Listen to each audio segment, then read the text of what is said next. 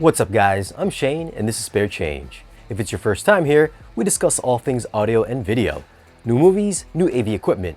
So if you're not subscribed yet, then tap the subscribe button for new weekly videos. Today for a review, we've got Once Upon a Time in Hollywood on 4K Blu-ray. I'm not here to review the movie itself, I'm just going to share with you my thoughts on the video and the audio quality. Now for a few tech specs. The movie was shot on 35, 16, and 8mm film. It's got a 4K DI, it's rated R, runtime is 161 minutes, aspect ratio is 239:1, so there will be black letterbox bars. Well, we have yet another Sony release in 4K, and it's a good one. If you're a Tarantino fan, you probably know he's all about shooting on film, so expect some very fine film grain in this. If you're a grain hater, I don't think you'll mind too much. Now this isn't a 4K crisp transfer, but it isn't all that far off. Detail on close-ups, i.e. facial features, wrinkles, eyelashes, strands of hair, all appeared very clean and very distinct. The only thing that kinda looked off was the Forrest Gump parts of the movie. You'll know when you see it.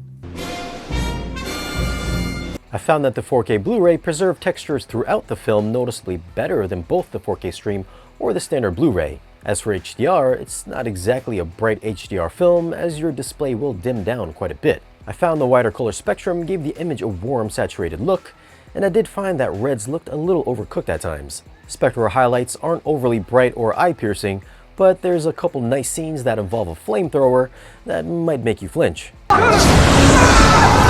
Black levels are deep and contrasty, if not a little too deep in some parts, but overall, colors are rich and definition is very cinematic. What a picture. What a picture. Good picture. Audio is in DTS HD 7.1, so no, there isn't an immersive mix despite being in Atmos at the theater, per Dolby's website. As you might imagine, this is mostly a dialogue-driven film, so there's not a bunch of special effects.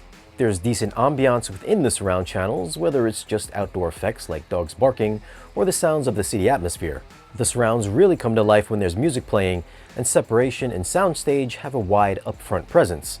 Bass response is nothing to brag about, so there's not much there, but it does kick on when there is some music in the background. Dialogue was always intelligible and always remained in the center channel, so for audio, I'm gonna go with a 7.4. It's an average mix with some good musical numbers. I'm not so sure if an Atmos mix would have changed things too much, but I guess you could always just turn on your surround up mixer. For video, I'm gonna go with an 8.2. I thought this was a great looking movie with good detail and a nice filmic appearance. I don't think you're gonna bust this out to impress your friends, but if you're a Tarantino fan, then I think it's a must own. It's a pretty good movie too. And thank you for taking an interest. Now if you guys want to pick up this movie, I'll leave some links for it down below in the video's description. It does help out the channel by using those links, which helps us bring you more content like this. So let us know your thoughts on this 4K transfer. Are you going to grab it on 4K Blu-ray, or are you going to stick to the regular Blu-ray? Leave us a comment down below. Well, if you guys found this video useful, then be sure to hit that like button. Follow us on social media, and if you want to support the channel and get exclusive updates or just have questions, then stop by our Patreon page. As always, thanks for watching, like, share, and subscribe, and we'll see you guys again in the next one.